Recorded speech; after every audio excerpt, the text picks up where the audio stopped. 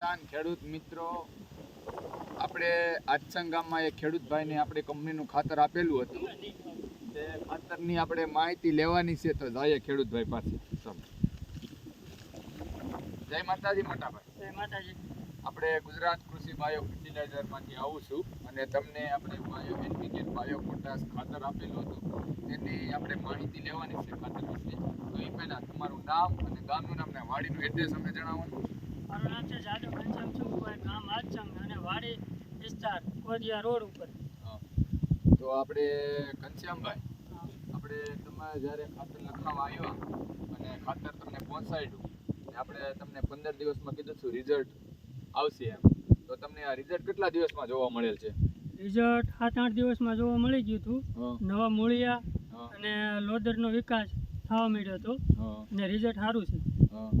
અને જ્યારે તમારી પાસે અમે આવ્યા માહિતી દેવા ત્યારે તમને કીધું હતું કે આ પદ્ધતિથી નાખજો. તમે કઈ પદ્ધતિથી નાખડ્યા? અંદર પાઉસનું કીધું હતું, આ પાઉસને પટ મારી એ પ્રમાણે અમારી પદ્ધતિથી નાખેલું હતું, તમારી રીતે નાખેલું? નહીં, તમારી પદ્ધતિથી બે ખાતર મિક્સ કરીને પાઉસ અને મિક્સ કરીને એવું છે.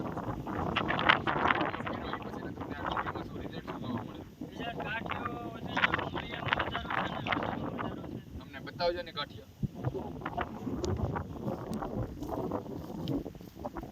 બસ બે આપણે બતાવો ને. જો બધા મિત્રો,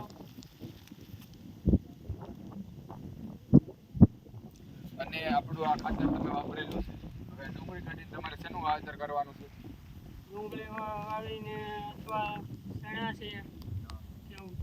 તો તમે પહેલા ગયા વર્ષે કયા ખાતરનો ઉપયોગ કરતા? ડીએપી ઉરિયા એવું કરતા. તો હવે તમે અત્યારે આ ચણાનું વાવેતર કરવાના છે, એમાં ડીએપી નો ઉપયોગ કરવાનો, આપણી કંપનીનું ખાતરનો ઉપયોગ કરવાનો? હાલ કરે તમારે કંપનીનું નાખવાનું છે. એવું છે એમ. હવે બીજા કોઈને તમારે આ ખેતર છે પાડોશીને કેવું હોય ને ગામનાને તમારા સંબંધીને કેવું હોય, તો તમે શું કહેવા માંગશો અમારા ખાતર? હું એમ કહું, તમારું ખાતર નાખવાથી બહુ ફાયદો થાય. અને તમે ડીએપી વાપરતા અને આપણા કંપનીનું ખાતર વાપરેલું છે, તમને ભાવતાલમાં કેમ જોવા મળે છે? ભાવતાલમાં તમારું ખાતર સસ્તું પડે છે અને રિઝલ્ટમાં પણ સારું પડે. એવું છે એમ ને.